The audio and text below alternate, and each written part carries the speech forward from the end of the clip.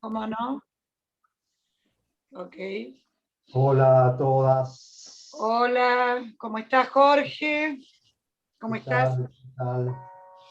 Bueno, buenas tardes. Empezamos Entonces, y que se muten todos. empezamos. Por favor. empezamos. Hoy la Fundación Familias y Parejas, para quienes no conozcan, esta es una fundación que hace más de 40 años está formando a clínicos y a terapeutas en terapia sistémico-relacional, y este espacio, que es nuestro espacio de seminario, al mes una convocatoria abierta a invitar a pensadores que siempre potencian y enriquecen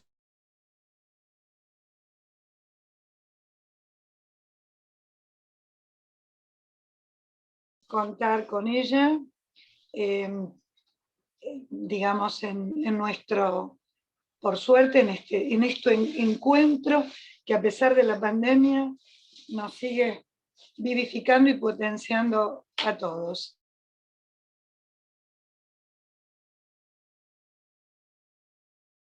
Que inicie nuestra reunión.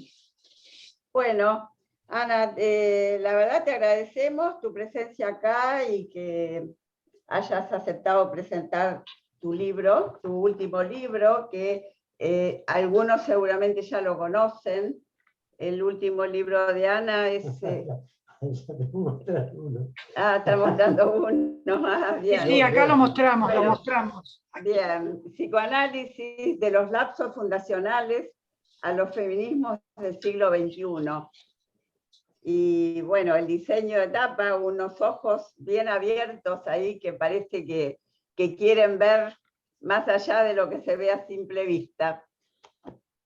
Bueno, supongo que los que están acá la conocen a Ana, pero bueno, de todas maneras, para algunos, porque hay algunos de Perú, de algún otro país, que tampoco sé quiénes están, voy a hacer voy a leer voy a hacer una presentación. Ana María Fernández es doctora en psicología, psicoanalista, profesora plenaria titular consulta en la Universidad de Buenos Aires. Integra el Consejo Asesor del Ministerio de las Mujeres, Géneros y Diversidad, dependiente de la Presidencia de la Nación Argentina. Fundó la primera cátedra de estudios de género en Latinoamérica, en la UBA, en el año 1987. Es investigadora y se desempeña como profesora invitada de prestigiosas universidades nacionales y extranjeras. Autora y compiladora de numerosos libros en la temática de género, entre ellos La mujer de la ilusión, Pactos y contratos entre hombres y mujeres, de 1993, Las lógicas sexuales, amor, política y violencias, del 2009, La diferencia desquiciada, géneros y diversidades sexuales, del 2013. Ha recibido numerosas distinciones, entre ellas el premio ONU Mujer en el año 2000 y el premio CONEX de platino en psicología en el año 2016. En 2018 se convirtió en graduada ilustre de la Universidad Nacional de La Plata.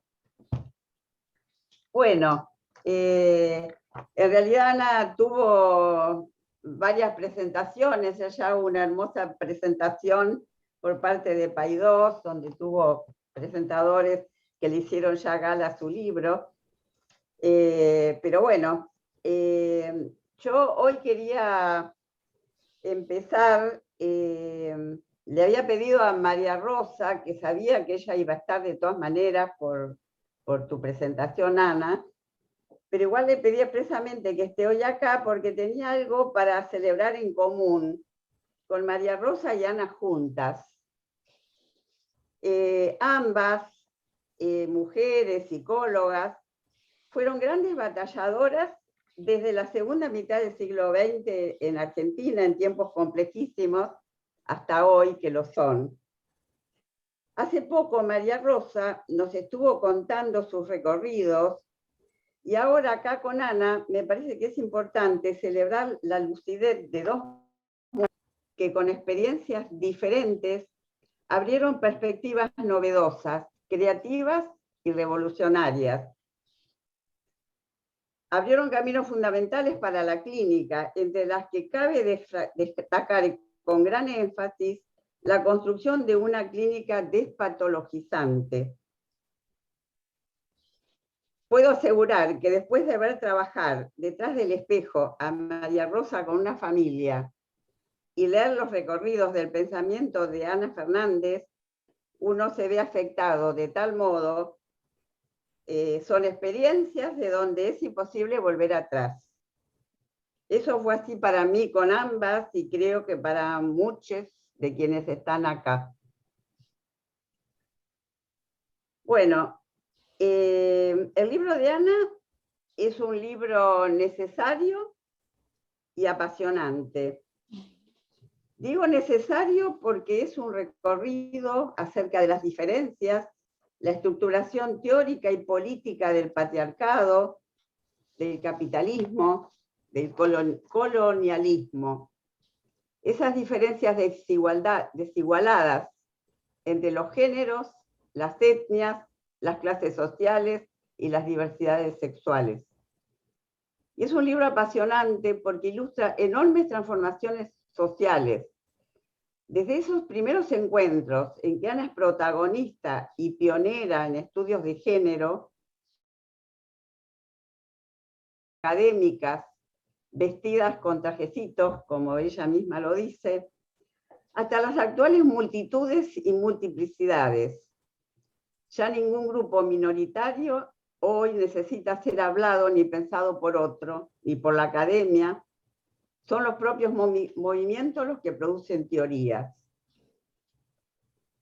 El recorrido del libro, dividido en 7 periodos, está situado en sus contextos sociohistóricos. Ana es protagonista y relatora de los acontecimientos en torno a las visibilidades que se van abriendo en distintas líneas. En los estudios de género, desde su participación en el Centro de Estudios de la Mujer, coordinado desde 1979 por Gloria Bonder, pasado por la creación de la Cátedra de Estudios de Géneros en la Facultad de Psicología en 1987, en ese momento, como ya mencioné antes, única en Latinoamérica, bueno, pasando también por su participación en el Foro de Género, coordinado por Irene Meller. Estoy mencionando seguramente en muchos otros, estoy mencionando más bien en los que yo estuve cerca de esos espacios.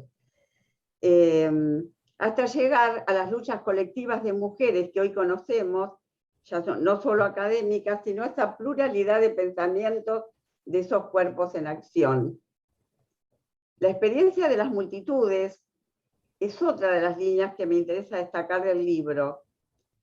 A partir de la crisis del 19 y 20 de diciembre de 2001, hemos visto su equipo de trabajo UBASIT investigando lo que allí sucedía, como Ana dice, al calor de los hechos, en las multitudinarias asambleas y las fábricas que cerraban y sus empleados recuperaban. Esas investigaciones dieron lugar a un libro importantísimo que se llama Política y Subjetividad. Se destacan allí las transformaciones en la subjetividad que se iban generando en estos espacios. Eran espacios de resistencia, pero también de invención. Las nuevas lógicas para pensar lo común, por ejemplo, en las relaciones laborales, sin jerarquías, sin centro y sin patrón. Ana investiga y relata en el recorrido de estas etapas acontecimientos decisivos para que estemos hoy donde estamos, en algunos aspectos, señalo, ¿no?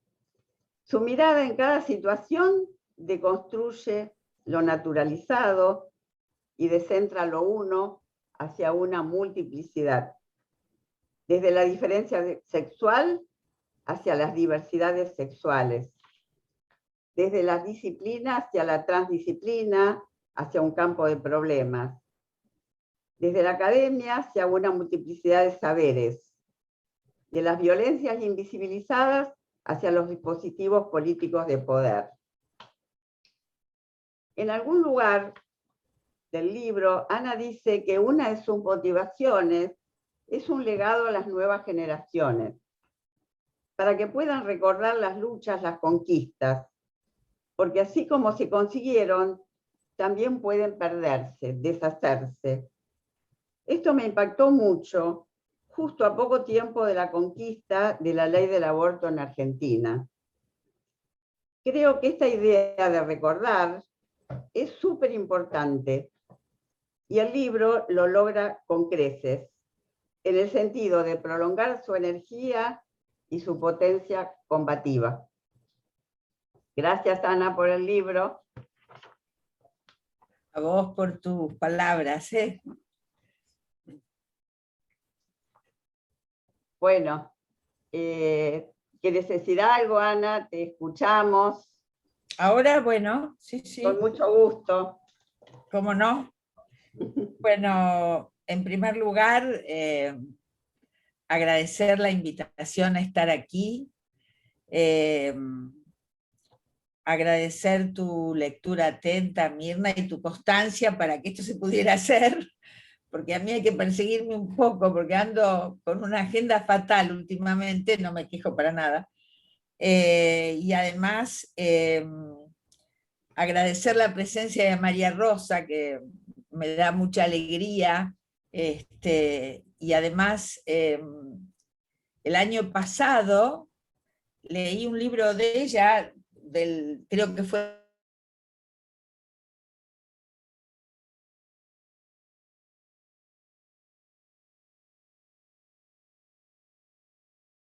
que muestra un recorrido, que tiene sus especificidades cada uno de los dos libros, pero que muestran un estilo que fuimos armando de cómo ejercer la profesión, cómo inventar dispositivos, y que no es ninguna casualidad. Vos sabés, María Rosa, que en la presentación de País 2, la que detectó esa cosa de época de los 60 de la universidad, esa cabeza que se formaba en los 60 antes del 66 con el golpe, fue Dora Barrancos, que no nos conocemos mucho personalmente, entonces ella le llamaba la atención un modo de poner en debate, de consultar muchos autores, no sé, algo de la época, y creo que puntuó bien, ¿no? Lo cual no quiere decir ensalzar que todo pasado fue mejor, sino marcar cómo se van construyendo los pensamientos, los intereses, y bueno, uno luego que ha contado esa historia, la pone a disposición de las generaciones más jóvenes que armarán sus propios recorridos en sus propias realidades, ¿no?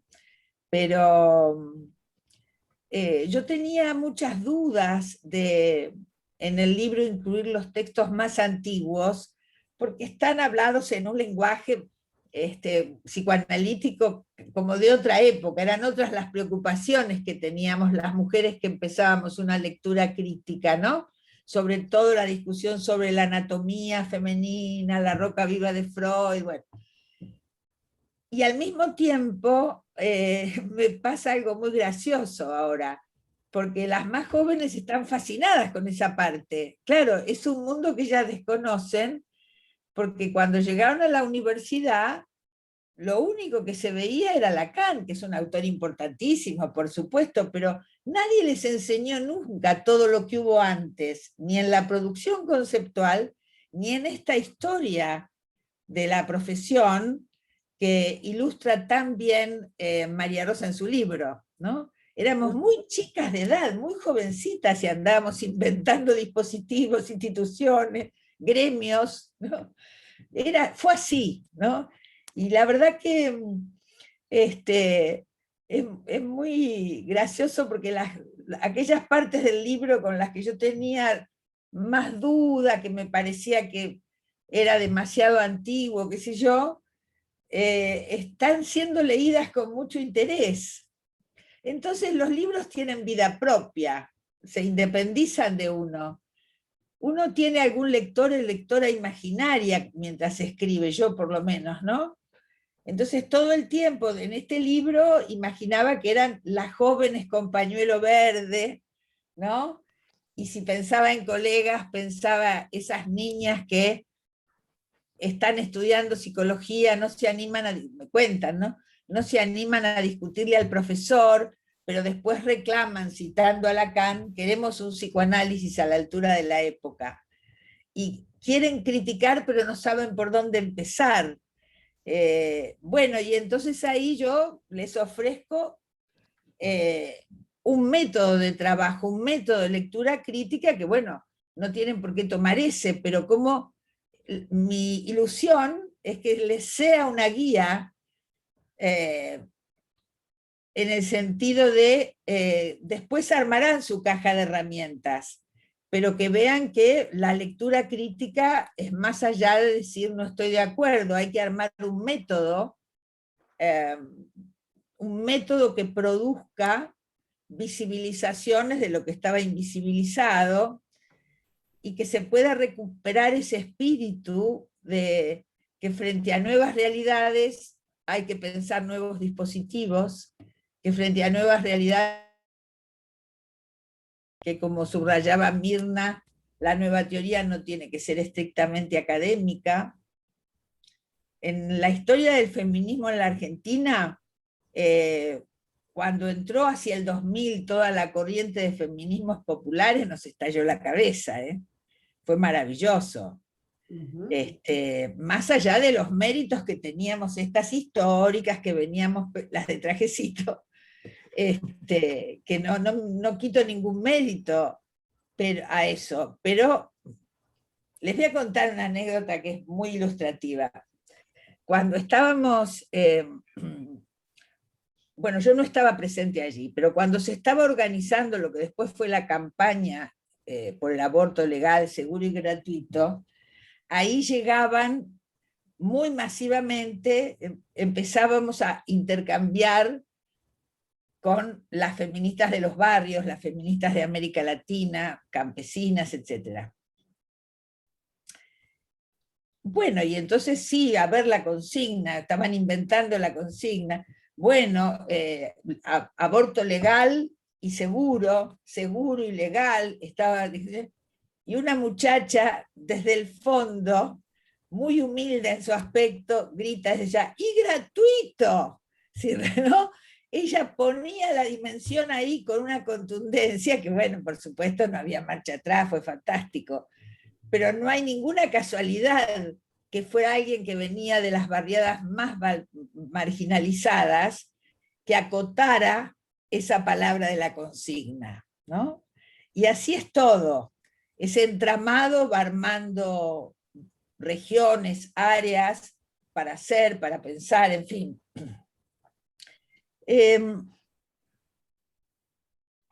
Yo querría detenerme, si les parece, porque mucha gente me pregunta ¿por qué lapsus fundacionales, no?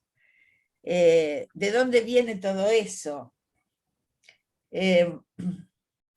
Cuando yo empecé en la facultad, desde muy temprano, como se acostumbraba, a leer a Freud, tenía el deslumbre de una teoría del inconsciente ahí desplegada, maravillosa, pero ya venía formando una cabecita crítica.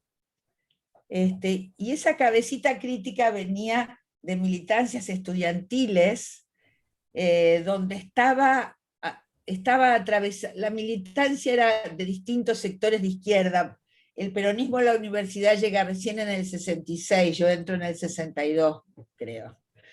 Entonces eran debates alrededor del marxismo, trotskismo, joven Marx, Marx maduro, había grandes debates yo de ahí me quedó una cosa que quiero mucho, que es el placer por el debate, ¿no? Las sobremesas con amigos donde uno se pasaba horas discutiendo, en los bares, ¿no? Somos de la generación de las chicas que llegaron a los bares, porque las señoras y las señoritas iban a las confiterías. Iban a las confiterías. Cuando empezamos a ir a los bares que eran de varones y solían tener billares, nos miraban raro, porque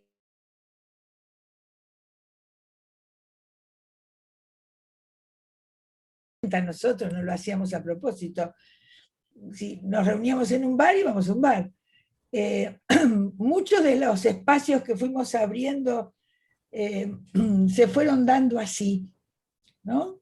Con esa naturalidad, sin darnos mucha cuenta de las barreras que estábamos tirando abajo.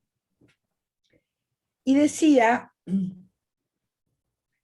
que en aquella época ya había todo un debate alrededor del marxismo, porque había un marxismo oficial que se hacía a través de manuales y que no se discutía, y estaba al costado de eso todo el avance de una lectura crítica, y ahí hay una noción de Althusser que mantengo durante el libro, que es la idea de lectura bíblica del texto. ¿Qué decía Althusser? Él se refería a los marxistas, claro, ¿no? Porque lo que estaba en discusión en Francia ahí, no solo era el marxismo como teoría, sino que si no te afiliabas al Partido Comunista no tenías la titularidad de una cátedra. Ahí tuvieron un Partido Comunista de masas, experiencia que nosotros no conocemos, ¿no? Entonces, la academia discutía eso también porque estaba viendo a ver si se podía abrir un filón allí y no tanta hegemonía del PC. A Foucault tardaron mucho, si no hubiera sido por Canguilhem no le daron una cátedra, ¿no? Bueno, pero volviendo, esa lectura crítica es una idea de que hay un modo de leer a los autores importantes, a los maestros, como si en el texto hubiera verdad. Si lo dice Freud, si lo dice Lacan, es así. Entonces, ¿qué pasa? Por eso le llama lectura bíblica, ¿no? Porque en la Biblia hay verdad. Entonces, esa lectura bíblica hace que sean teorías pensadas, lo digo con toda intención, como completas, no les falta nada. Entonces, enseñar esas teorías es transmitirlas. Y así se va encadenando, ¿no? Y si aparece una realidad que ese autor no pensó, pensemos en las niñeces trans, por ejemplo, tenemos que ir a buscar una cita a pie de página de la carta con Flies, donde ahí podemos ver que ya Freud había pensado la transexualidad o Lacan, y es forzar, ¿no? El otro día leí un libro que lo ubicaban a Freud y a Lacan como antecesores del pensamiento queer, que es como muy raro pensar así, pero de ese modo esa teoría es completa, tiene verdad, y entonces se van produciendo procesos de muy severas dogmatizaciones que impiden pensar lo nuevo, porque ¿cuál es el problema? El autor pensó con los instrumentos de su época. Pasa el tiempo y va a haber cambios epistemológicos, descubrimientos científicos, y las nuevas generaciones irán produciendo nuevas teorías. Pero si en los maestros fundadores hay verdad, todo hay que pensarlo ahí adentro. Y por supuesto, el dispositivo es uno solo, ¿no? El uno por uno, diván, etc. Entonces, ese era uno de los instrumentos que yo tenía, que ya venía usando, pero no había pensado, así era como yo recibía el psicoanálisis que se enseñaba en la facultad, junto con otros compañeros y compañeras. Así que el espíritu de lectura crítica lo tuve siempre, crítica que no quiere decir disconformidad, sino analizar críticamente desde qué lugar se piensa algo, qué puede pensar, descubrir y qué queda en invisibilidad. La teoría completa no tiene invisibles, ¿no? Esto, para estas épocas de acelerados cambios en las subjetividades, en lo identitario, en las sexualidades, es terrible, pero siempre arma una clínica que escucha desde adentro de ese dogma. Es muy interesante lo que dice Lacan, habla del maldecir clínico, jugando con decir mal y maldecir, hacer maldito, con la estigmatización, ¿no? Si yo digo que las diversidades sexuales las enfoco desde un lugar patológico, perversiones, psicosis, por la certeza, estoy diciendo mal la clínica, pero además creo condiciones de estigmatización. Ahora, eso no es solo que voy a tener una escucha no muy hospitalaria, sino también que insensiblemente voy a pasar del escenario de la cura al del control social. Entonces es también profundamente político el problema. En este marco, ¿por qué lapsus fundacionales? Bueno, porque cuando Freud toma algunos casos clínicos, ustedes, no me voy a detener en eso, en todas las distintas etapas de la teoría de la seducción, pero empieza a sospechar de los relatos de abuso. Y entonces ubica algo sumamente importante, que se territorializa un campo. Ese campo le llamará la realidad psíquica. No ocurrió en la realidad material, tal cosa se procesó en la realidad psíquica. ¿Hay algún ruido? Bueno, pero de acá no. ¿Alguien?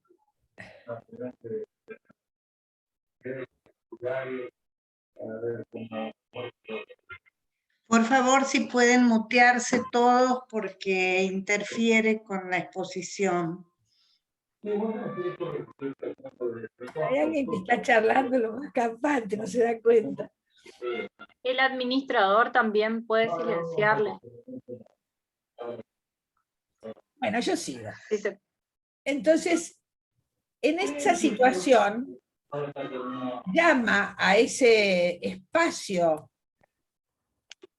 realidad psíquica, que es donde se desplegaban las fantasías del abuso. Ahora bien, allí hay algo muy interesante, porque por los años 20, Freud reconoce que en algunos casos había alterado en el historial quién había cometido el abuso. Y entonces, en vez de decir el padre, era la gobernanta, un vecino, etc. Y reconoce ahí que, que eso no debería hacerse, ¿no? Muy correcto, entonces. Ahora, ¿qué pasa ahí? Yo eso lo llamo en el libro la paradoja fundacional, porque en el mismo movimiento que deniega, desconoce, omite los abusos realmente acontecidos, es decir, no todos los relatos de abuso, aquellos que realmente habían acontecido, quedan por fuera. Ahí se desoye el abuso, Pero al mismo tiempo que se produce eso, se inventa el psicoanálisis.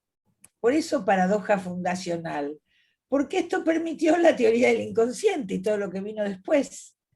Entonces, enlazados en el primer movimiento, queda el desoír los relatos de abuso realmente acontecido y la fundación del campo disciplinario.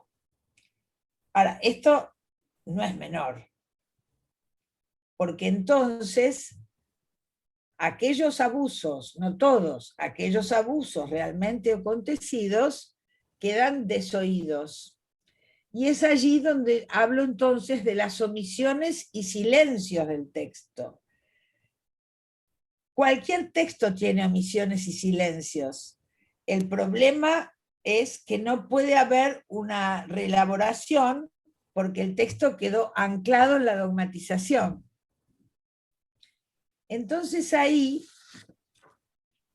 esa paradoja fundacional junto con la dogmatización hace que esto aparezca a través de los lapsus de la teoría, a través de los síntomas del texto. Por eso hablo de lapsos fundacionales. Ahora, cuando estas cuestiones permiten ir deconstruyendo, genealogizando históricamente los conceptos, vamos produciendo de aquella lectura crítica inicial, de base altuseriana, a lo largo de los años se fue como armándoseme más claramente un método de trabajo, a que en algunos otros libros se llama metodología de problematización recursiva, bueno, no importa ahora, pero en la medida en que vas deconstruyendo, que vas poniendo en discurso, construyendo nueva teorización, todo esto se da en simultáneo con otra escucha.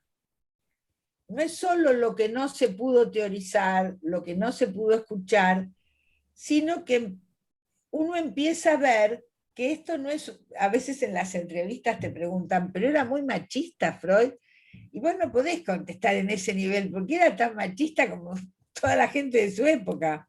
El tema no está ahí, no era que era particularmente, ¿no? Sino que las teorías se producen con los instrumentos que dan los paradigmas o las epistemes de su época. En la medida en que su época, lo que Foucault después llamó la episteme moderna, ¿no? En las palabras y las cosas, la episteme moderna va a ubicar la diferencia, lo diferente, siempre como ajeno, como extranjería, lo otro. Y la sexualidad femenina, y por extensión las mujeres, para Freud seremos complemento, para Lacan suplemento, pero el eje de medida está en la figura masculina. Eso que Heidegger llamó el surgimiento del hombre con mayúscula como imagen del mundo, ¿no? Entonces, en ese brete queda la teorización. Hay una episteme de época que empieza como a ser sobrepasada por lógicas colectivas más del orden de la multiplicidad, pero esa episteme ubicaba de un modo muy particular la diferencia. Les diferentes, porque ahora hay que hablar así, serán extranjeros, peligrosos, enfermos, y las mujeres estábamos ahí. Ese continente negro, diría Lucio Garay, es aquello que no tiene existencia en el varón, ¿no? Entonces, todo ese movimiento fue armando ahí una episteme que quedó naturalizada, la diferencia como inferioridad, como extranjería. Pero esto no era algo particular del psicoanálisis, sino de todas las ciencias humanas que surgen en la modernidad, que fueron, bueno, en algunas disciplinas más, bueno, ¿qué decía en los años 60, principios de los 70 Levi Strauss? Él decía, la diferencia es el continente negro de nuestra disciplina, porque o tenían que encontrar un modo de pensar la diferencia o iban a ser el brazo intelectual del colonialismo todas las antropologías. Y es ese coup de force que hace Levi Strauss, que le permite pensar desde otro lugar y refundar, ¿no? El psicoanálisis y las psicologías han sido en general bastante refractarios a revisar estas cuestiones, y sobre todo ha habido un rechazo muy fuerte a los estudios feministas, a los estudios de género, que no han sido gratis. Esta episteme de la diferencia jerárquica, binaria, que no se pudo revisar en estas disciplinas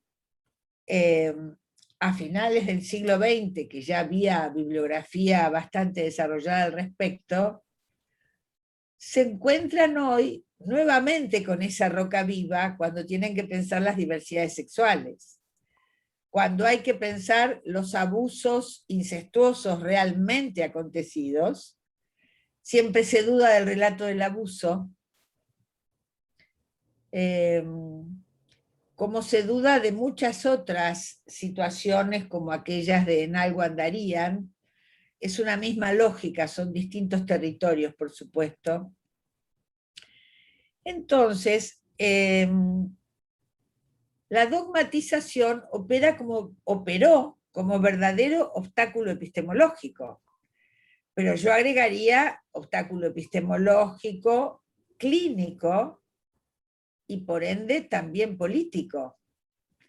Entonces son muchas las cuestiones, vos empezás a tirar de un hilito, sacás un ladrillito, y después se te va viniendo toda la estantería. Un elemento que para mí fue importantísimo para pensar este nivel epistemológico fue la idea de genealogía, ¿no? Foucaultiana, donde empezás a historiar un concepto y te encontrás con esta cuestión de ubicar el deseo-carencia, tan central en psicoanálisis. En realidad es, si pensás el deseo desde esa continuidad platónico-aristotélica hegeliana. Si lo pensás de pronto con una línea que puede ir por Spinoza, Nietzsche, hasta Heidegger, incluso por algún ramalazo, podés pensar el deseo-potencia. ¿Qué quiere decir? Que nunca estamos como criticando la ontologización, o sea, decir el deseo es carencia. Habrá situaciones del deseo que se configuran desde la carencia y habrá otras que se configuran desde la potencia. Habrá que ver en cada circunstancia. Ahora, si tengo la teoría dogmatizada, ¿es con Platón, Aristóteles y Hegel o no es? ¿No? Entonces, estas han sido las ideas, es muy interesante esta idea porque atraviesa desde los griegos el medioevo, ¿no? O por ejemplo, si puedo trabajar en algunas situaciones colectivas con la idea del deseo-potencia, puedo pensar lógicas colectivas como las que señalaba Mirna, y que te agradezco la mención porque ese es un libro que yo quiero mucho, Política y Subjetividad, porque fue escrito en medio de los hechos. La academia escribe después, analiza lo que pasó, y nosotros nos largamos ahí a la calle con un pequeño dispositivo mínimo, le llamábamos dispositivos minimales, donde ibas a la gente y le preguntabas ¿por qué vino? ¿Qué espera de esto? Y seguíamos, ¿no? y aprendimos mucho. No se imaginan lo que yo personalmente aprendí viendo esas fábricas recuperar el proceso asambleario, donde la gente iba cambiando el cuerpo. O sea, ahí empezamos a estudiar las corporalidades, ¿no? Cambiaban el cuerpo, era gente muy humilde que habían tomado la fábrica y vos les ibas, te aceptaban muy bien, pero no se animaban a mirarte a los ojos al hablar, o estaban encorvaditos o encorvaditas, y a los 2 o 3 meses, viste, ya hablaban en la asamblea a los gritos. Para eso, el cuerpo se transformó, no es solo, porque no eran obreros y obreras politizados, ¿eh? No es que hacían asambleas horizontales y autogestivas porque tuvieron un abuelo anarquista. No, no, no, nada de eso. Eso se iba reinventando ahí y aprendimos a mirar las corporalidades. Claro, yo venía con un bagaje de psicodrama, que ya uno coordinando psicodramas tiene el hábito de mirar los cuerpos.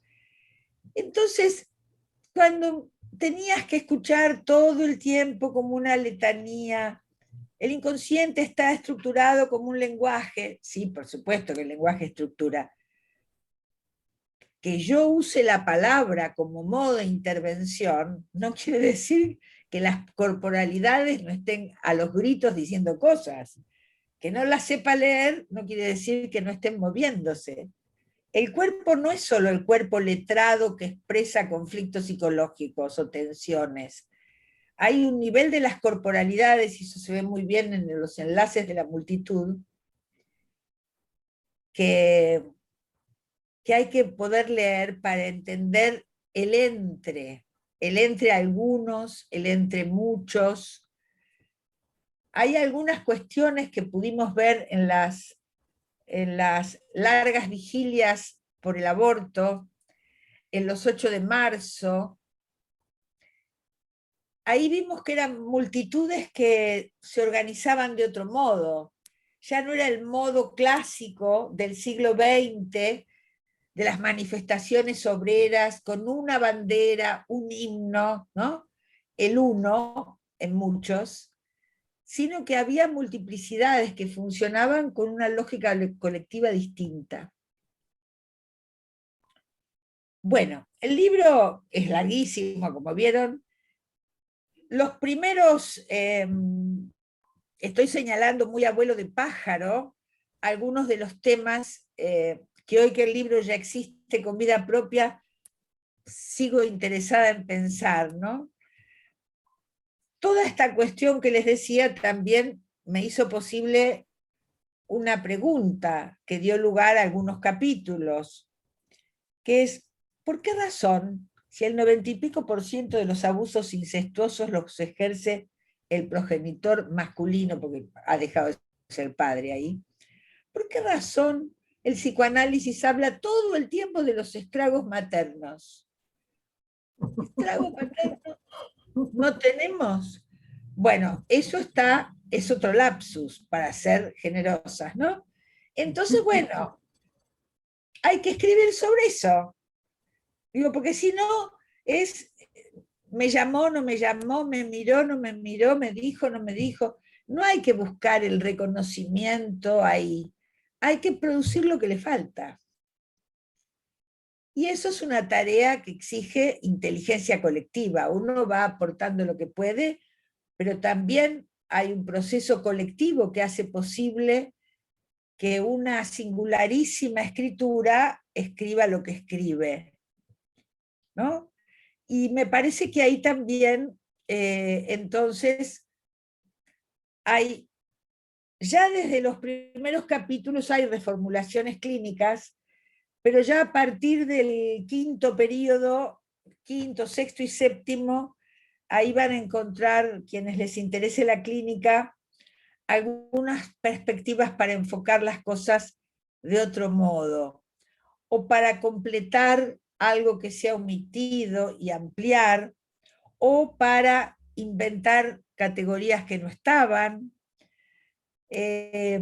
Mi idea general, en lo epistémico muy general, es que el paso al siglo XXI está transitando un cambio de paradigma, un cambio de episteme, de ese episteme de la diferencia a lo que provisoriamente estoy llamando una episteme de la multiplicidad.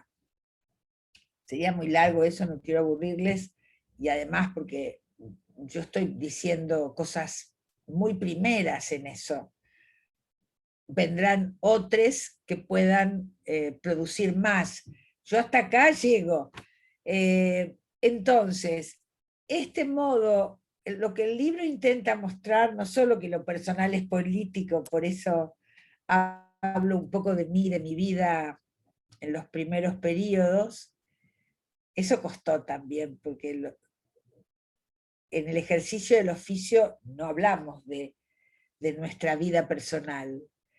Pero no sabía muy bien por qué, pero yo sabía que tenía que contar algunas cosas, y después me fui dando cuenta, esta es mi interpretación a posteriori, a precu, ustedes pueden hacer la que quieran, pero me di cuenta que había un personal político que se había ido formando en esa niña tan ávida de lecturas, en esa jovencita que entraba a los bares y pedía ginebra, porque había que mostrar que uno podía.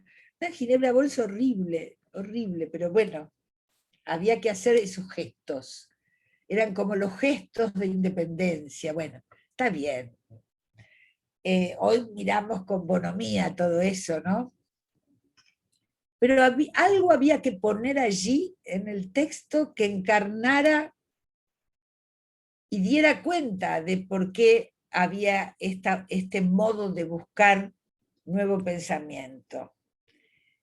Y bueno, eso fue lo que más inquieta me tuvo cuando el libro salió. Bueno, ahora estoy un poco más tranquila, pero eso fue... No hubiera podido no hacerlo, pero me parece que me costó más de lo que calculé en un principio, pero ahora ya estoy bastante tranquila. Y entonces es un movimiento que no para, ¿no? Ahora no puedo ni imaginar escribir otro libro ni de qué tema. Tengo un tema por ahí, pero con relación a las violencias y las de género y las políticas públicas, pero me quiero tomar este año de no... La escritura es un trabajo que yo disfruto mucho, pero que es de mucho costo psíquico. También de mucho gozo, pero la página en blanco no te la salvás. Entonces hay días que es página en blanco, y por ahí suspendiste consultorio porque tenías que terminar ese capítulo y no se te ocurre ni una letra, te querés matar. No es coser y cantar, como diría mi abuelita. Así que bueno, más o menos lo que quiero mostrar es que hay una historia conceptual, que hay una historia clínica, y que el libro va desarrollando hasta donde pude pensar a fines del 2019, que lo entregué a la imprenta, a Paidós, de quien estamos muy agradecidos también. Y bueno, y ahora el libro se autonomizó y tendrá su camino, que ignoro cuál va a ser, ¿no? Así que bueno, esto sería de dónde viene esa idea de lapsus fundacionales y las distintas ramas de la cuestión que se fueron abriendo a medida que el libro se iba escribiendo y que ahora tendrá camino propio. Gracias.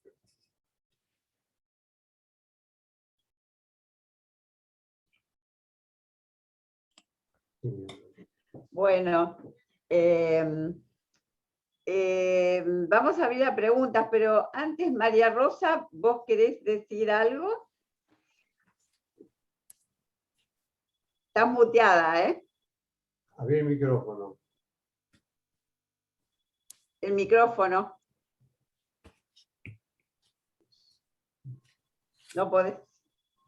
Bueno, te esperamos cuando puedas. No sé qué dice. Creo que dice que lo tiene que habilitar usted. Ah, Poli.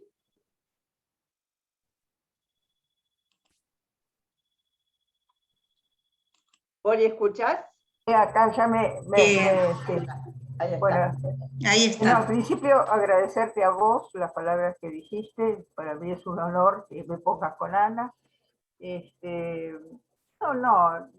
leí el libro, me gustó muchísimo y me conmovió mucho esto que está contando Ana en este momento, no desde el punto de vista, digamos, académico, sino que pudimos contar historias personales que daban cuenta de los tramos o los trazos o los caminos que se producían, ¿no? Lo que vos dijiste de la ginebra, había que ser grande. No, también había que pertenecer. Yo no tomaba ginebra, no me gusta mucho el alcohol, pero había que pertenecer, ¿no? Por pertenencia uno hace algunas cosas, hacía, no, yo creo que ya estamos grandes.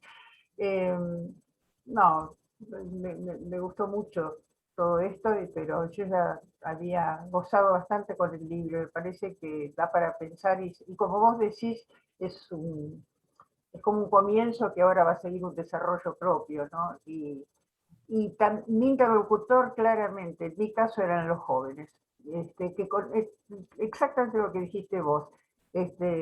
Como yo tuve bastante que ver con la Asociación de Psicólogos, el título que tenemos y la posibilidad de trabajar no fue un regalo de los políticos en este país. Así es. Ayer, no me acuerdo hablando dónde, yo decía eso, esta profesión se forjó en las luchas gremiales, y que es importante que no se olviden de eso. Pero fue así, la primera camada, la segunda que se recibían, armaban la asociación de psicólogos del lugar. Y ya a partir de ahí se podía pelear por las incumbencias, por esto, por aquello. Es así. Bueno, pero es historia y está bien porque hoy en día todo este movimiento feminista lo están haciendo también los jóvenes, básicamente, y eso es maravilloso, ¿no? Sí. Muy lindo. Bueno, gracias a las dos. Bueno, abrimos a preguntas y les voy pidiendo que el que quiera hacer una pregunta que se anote en el chat, así los vamos localizando porque yo no puedo ver toda la pantalla al mismo tiempo. Hay más de 100 personas en este momento.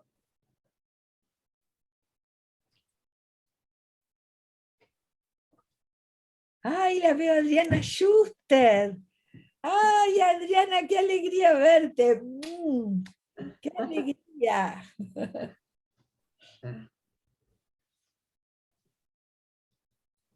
Bueno, mientras alguien piensa alguna pregunta o se anima a hacerla,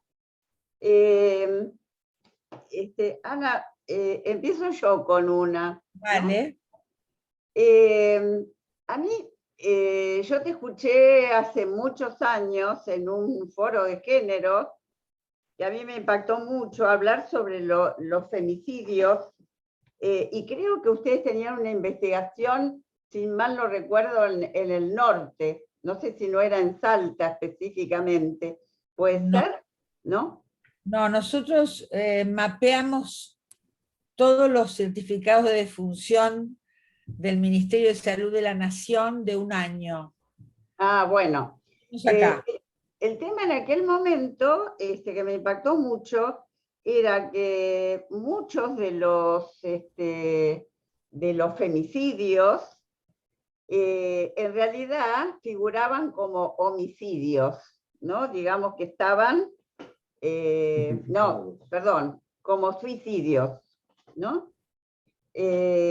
O sea que los homicidios estaban invisibilizados, digamos, ocultos. A mí lo que me sigue extrañando es que hoy en día, con todos los recorridos que tenemos, los medios de comunicación, ¿cómo se puede entender que estas muchachitas jóvenes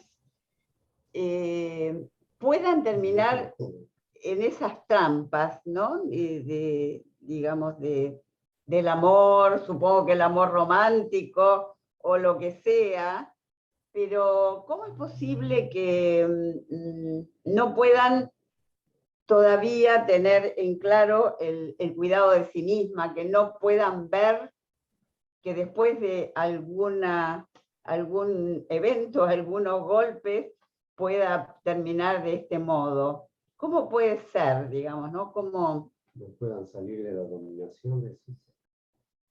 Claro, no sé, agregalo vos. No. Jorge me apunta, que no puedan salir de la dominación, dice Jorge. Ah, claro, bueno, pero es que eso...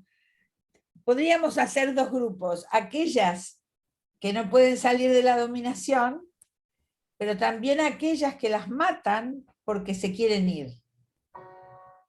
Cambió el ciclo de la violencia doméstica que se empezó a estudiar hace 40, 50 años.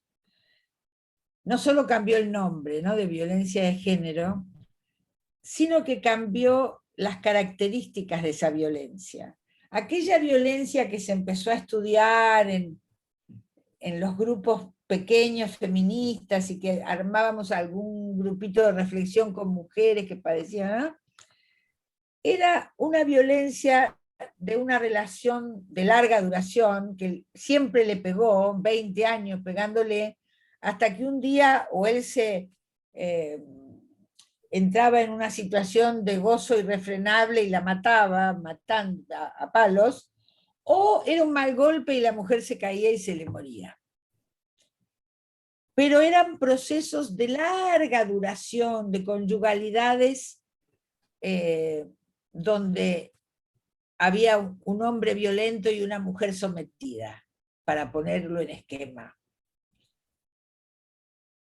Con la entrada en este capitalismo mundial integrado, como lo llamaba Guattari, que me gusta citarlo así, es medio antigüita la nominación, pero me gusta nombrarlo a Guattari ahí,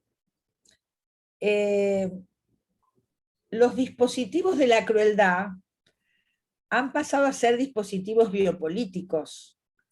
Entonces, ¿viste? Esta cosa maravillosa que dice Judith Butler, ¿no? Hay cuerpos que no importan, que no son duelables, y en la pandemia se ve perfecto. Bueno, que se mueran todos los que sobran, ¿viste? Ya vimos la crueldad como dispositivo biopolítico cuando empezaron la gente a querer cruzar el Mediterráneo para entrar en la maravillosa Europa, y los dejaban morir ahí o les pinchaban incluso el gomón para que no llegaran, ¿no? Eso es la crueldad como dispositivo biopolítico, o como diría Membe, la necropolítica, no la biopolítica. Ahora, esos dispositivos de la crueldad tienen agentes específicos y se empiezan... ¿Por qué las siguen matando?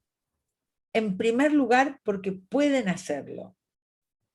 Es decir, que hay resortes en esta sociedad, con todos los ministerios de la mujer que podamos inventar, que los habilita a matar y muchas veces sacarla gratis. Tiene que haber en los imaginarios colectivos lógicas que habiliten a matar. Ahora, si a eso le sumás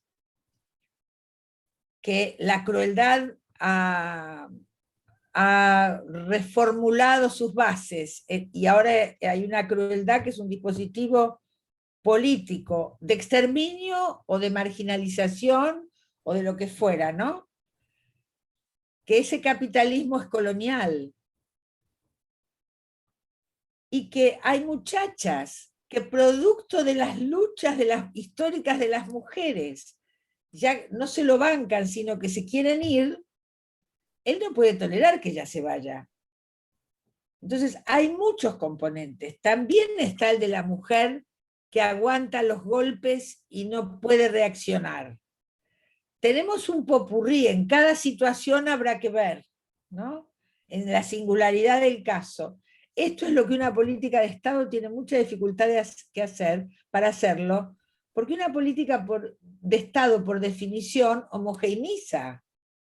No vas a ver cada pibe que necesita la UH, bueno, todos aquellos niños que los padres recibirán tanto por mes en una tarjeta. Eso universal. Está bueno que así sea. Pero acá tenés esa universalidad atravesada por lo singularísimo de cada caso. Yo trabajo muchas veces con las operadoras de dispositivos de políticas públicas y es muy interesante porque la mayoría de las operadoras creen que van a terminar con la violencia una por una, asistiendo a cada una, ¿no? No pueden ni imaginar que esa cola no acabaría nunca. Bueno, tiene que acabar, pero tiene que acabar por razones políticos generales, no porque atienda el teléfono rápido y me preocupe muchísimo. Eso hay que hacerlo. Pero no está en vos como operadora resolver el tema de la violencia. Ahora, también no ha habido tiempo de estudiar la lógica interna de un femicida, pero sí tenemos por lo menos dos tipos de femicidas, si hablamos a grandes rasgos. Tenemos esos psicopatones en serie que liquidan a una mujer, después liquidan otra, los meten presos, salen, liquidan a la que sigue, y otros que se suicidan después de matarla. Claro. Es otra lógica la que tiene ahí. Entonces pensemos, ¿qué transformaciones ha habido en la sociedad, en la gobernabilidad, en los imaginarios sociales, para que en una pareja, y esto aún nuestras parejas podrían tener el mismo defecto, en la medida en que el lazo social se va fragmentando, diluyendo, vulnerabilizando, se arman como cápsulas. Él le pide todo a esa mujer, bueno, igual él va a tener escapadita seguro, ¿no? Pero, y ella le pide todo a ese hombre. Él le tiene que traer el mundo, ella no puede ni mirar para el costado, ni demostrar mucho amor por un hijo porque tiene que ser solo de él. Ahora, hay una sociedad que construye semejantes desamparos para que lo único que vos tengas sea ese otro que es tu pareja o esa otra que es tu pareja. Ese que se suicida, la mata y se mata a él. Entonces, ahí hay una anomalía social muy grave. Bueno, todo esto hay que pensarlo. De acuerdo, de acuerdo. Pero, bueno, aquí tenemos una... Sí, Nelly. ¿alguien quería decir algo sobre esto? Si no, le damos la palabra a alguien que quiere preguntar. Sí, quería preguntar yo, Mirna había puesto... Nelly, Sí, hola. podés. Buenas noches. En parte fue tomando ya lo diciendo Ana María, primero, bueno, agradecida, no es fácil ir abriéndonos a todo esto de las diversidades, salir del uno, salir de ver totalidades. Y en esto no, sos constantemente una apertura, ¿no? de paradigmas, una apertura y constantemente nos haces, por lo menos a mí, creo que a todos estamos acá, preguntarnos y repreguntarnos, Ana María. No alcancé a leer todo el libro, leí capítulos, decía que me falta el resto. Hablaste esto de la crueldad, y estaba en esto de los estragos de lo materno y de lo paterno, y creo que ahí un poco vos hablabas esto de lo que un poco de lo que preguntó Mirna, ¿no? Esto de la voltereta, de estas mujeres que vuelven a los lugares donde han sido maltratadas.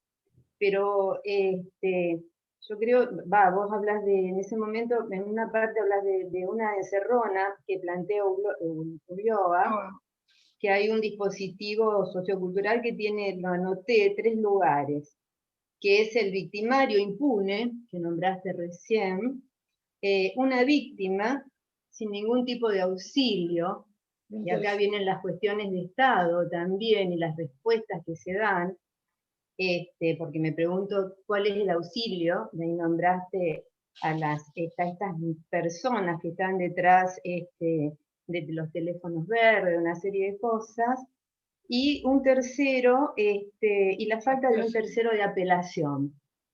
Esto me pareció muy interesante, porque digo, si desde lo social, desde lo judicial, este tercero de apelación no está montado, o no está montado de una manera que posibilite a quien apelar.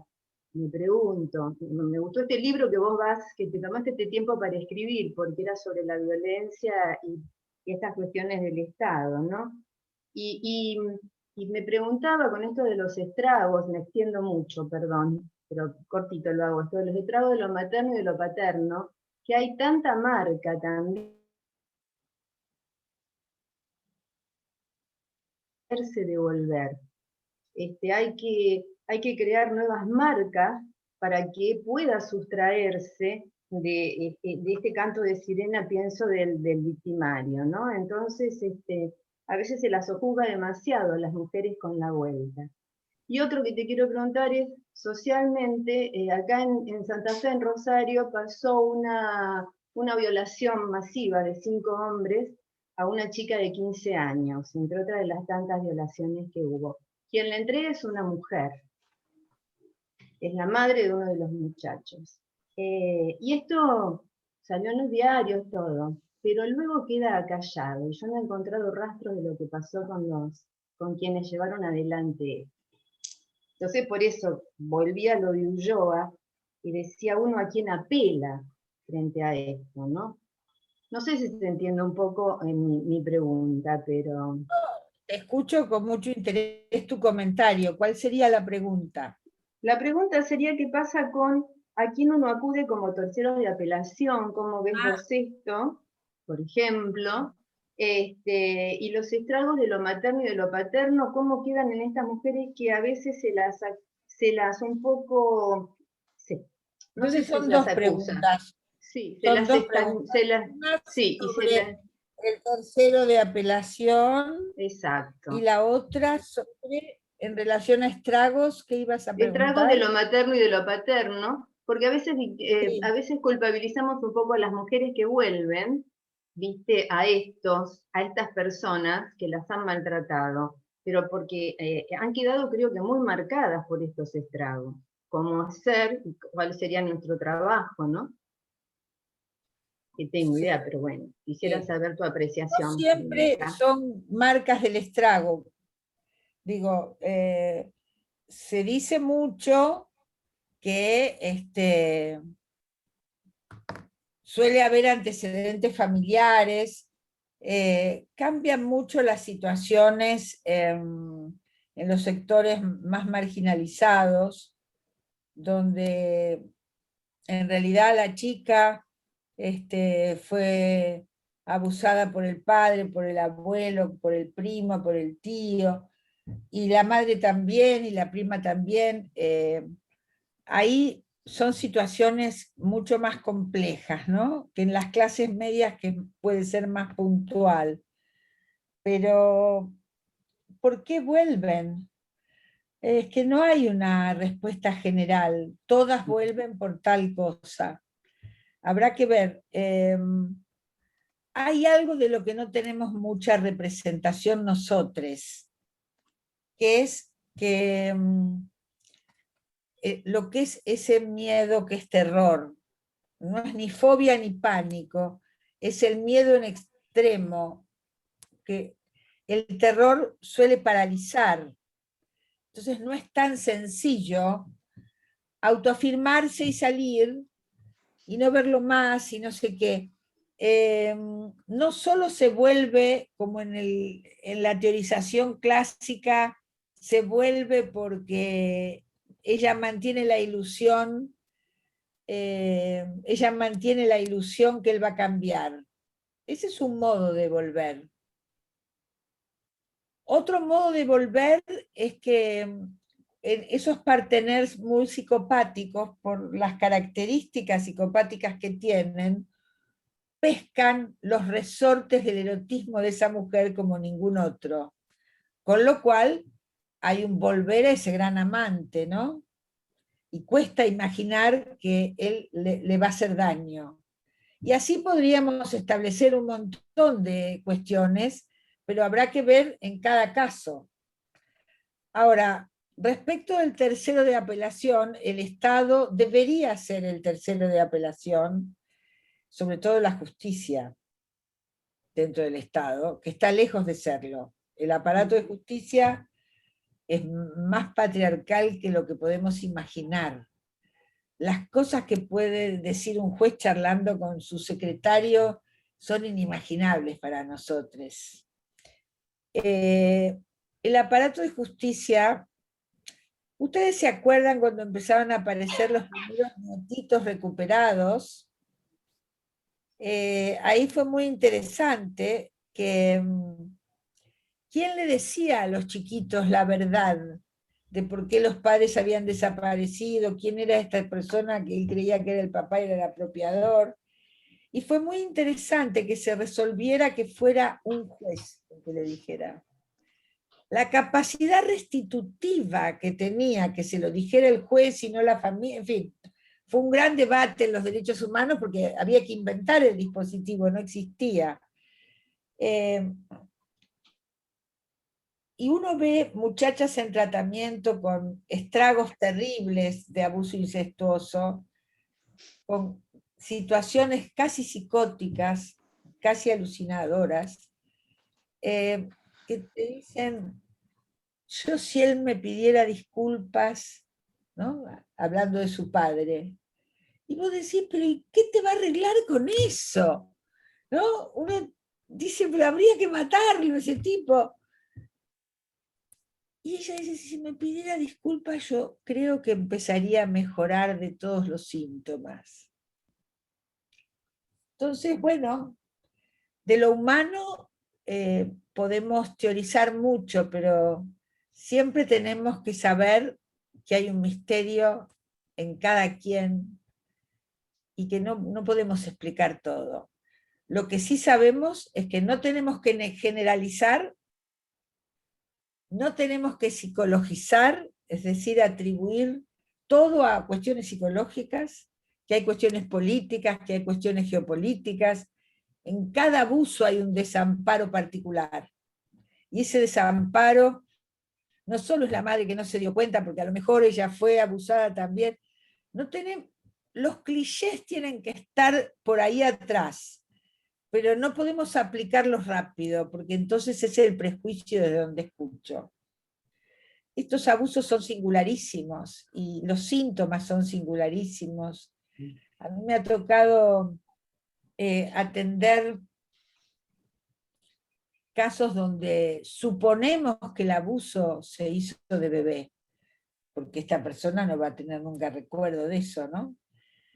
Entonces, ya podemos decir que tal vez sea que estamos pensando a lo mejor correctamente, que los abusos que se han desplegado con mucha autopunición corporal, castigos, sadismos, autosadismos, que es distinto de masoquismo, muy extremos, suponemos que han sido los de mayor autoataque corporal, cortarse,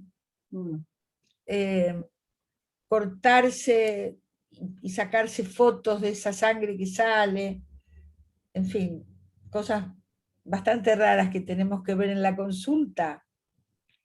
Deben ser posiblemente, tal vez, abusos acontecidos antes de la adquisición del lenguaje. Pero bueno, vamos a ciegas, ¿no? Con una escucha lo más fina posible, puntuar cada detalle, y a veces logran reconstruir algo. Pero bueno, es parte de la clínica de hoy en día, ¿no? Después del 2015 con el Ni Una Menos, yo recibo muchas consultas de ese orden, cuando en la historia de mi consultorio de vez en cuando aparecía una situación, y ahora está todo ahí, mucho. Es muy difícil el trabajo. Bueno, yo ahí digo algunas cosas de cómo puntillosamente voy trabajando. Lo que estoy diciendo no es ninguna sagacidad técnico-clínica, es simplemente mostrar algo por si sirve, porque exige un modo muy particular de la escucha y la intervención. Bueno, dejamos acá. Gracias. Gracias. ¿Hay alguna pregunta más? Me parece que vamos a tener que invitarte nuevamente, Ana. ¿Una pregunta más puede ser? Porque Ana tiene hasta las 8:30. Pero Marianela, ¿podés hacer tu pregunta? Dale. Hola Ana. Yo más que una pregunta, primero agradecerte muchísimo que estés acá y el libro, no solo el libro, sino todo, la cantidad de conceptos, de herramientas conceptuales que para mí es leerte, no sé, las idénticas, las diferencias desigualadas, la subalternidad de género, la fábrica de soledades, la cantidad de conceptos que a mí me dejan y me permiten como pensar la clínica, pero también la política.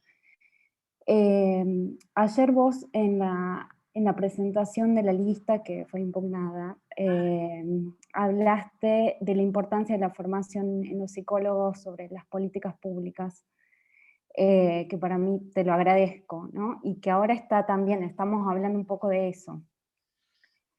Yo me pregunto qué falla, digamos, ¿no? ¿Qué pasa que no podemos, que siempre que, aunque haya ministerio, aunque avance, digamos, el conocimiento, aunque seamos cada vez más las que entendemos de qué estamos hablando cuando hablamos de violencia de género, ¿dónde crees vos que la pifiamos? O sea, no sé, ¿qué opinión tenés sobre eso? Mira, sobre las políticas públicas de género pueden mejorar y hay que optimizarlas, y para eso estamos asesorando, no solo yo, sino un montón de nosotros, y van a mejorar y todo eso tendrá su camino.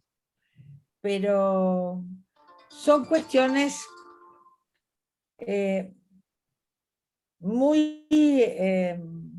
donde confluyen factores muy diferentes. Mientras pensemos que es algo singular de esa mujer, vamos a poder ayudarla bastante, con suerte, ¿no? Hay mujeres que han podido salir de eso, generalmente con grupos de pares, más que con terapias individuales, y entonces hay mucho para ajustar de los dispositivos. Pero mientras vivamos en una sociedad donde hay cuerpos no duelables, como diría Judith Butler, habrá femicidios, habrá racismos. Digo, esta etapa del capitalismo es una etapa de ejercicio muy impune de las crueldades. Entonces, ¿qué vamos a armar? ¿Conyugalidades a lo Ingalls en medio de un mundo hasta acopian las vacunas y, por ejemplo, África parece que no va a tener vacunas hasta dentro de 10 años? Digo, es todo, tenemos que pensarlo en lo puntual, porque si estoy en una política pública tengo que hacerla lo mejor posible, si estoy en la escucha privada tengo que hacerlo lo mejor posible, y también en un mundo que va propiciando los cuerpos no duelables. Los cuerpos no duelables son de mujeres, son de razas no blancas, son de aquellos que no se ubican dentro de la heteronorma. Después se habla de crímenes de odio, pero bueno, son de las diferencias desigualadas, para hacer una palabra mía. Y bueno, entonces es también, son los crímenes al ambiente, al medio ambiente. Se está matando el propio planeta, ¿no?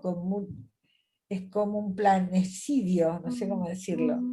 Así que bueno, es un capitalismo que tiene estas características, no solo la globalidad.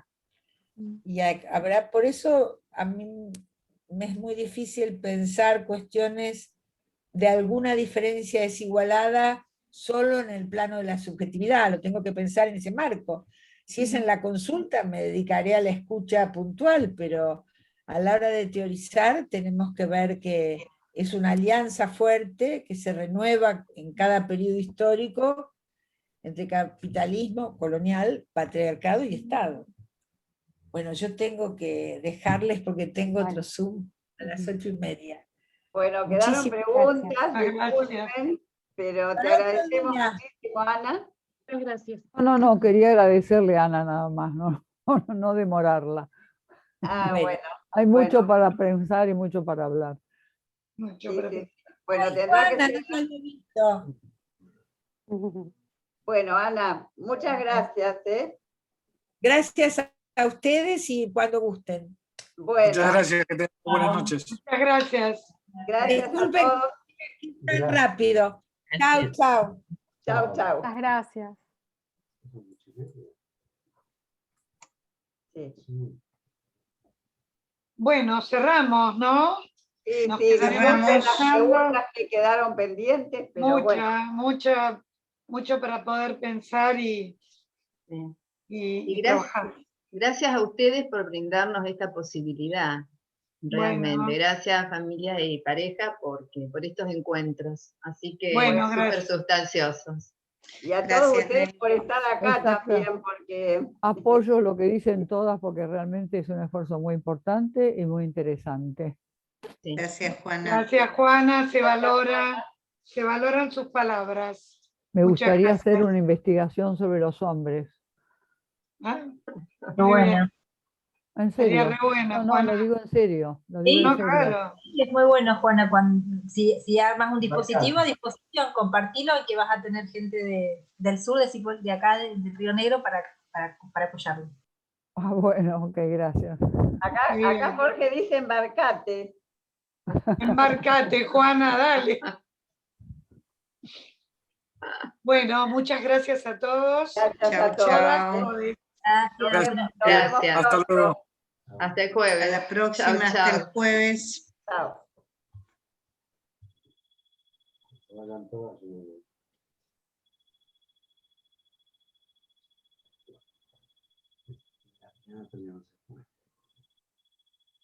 ¿Vos qué tuviste abriste? ¿Estaba Roberto? No lo vi. Bueno. Preguntarle después. ¿Qué decía Jorge? Gracias. ¿Quién estaba? Gracias No, por la preguntaba invitación. Preguntaba si. que estaba Roberto Sevilla, que él lo había No, invitado. no estaba, no lo vi escrito. Ujú. Bueno, falta Cecilia por el papá. Se fue, tenía que darle de comer, lo dejaron. Se fue. Bueno, se fue. Esperen que estoy cerrando para la gente que Sí, aparte que para- todavía no salió.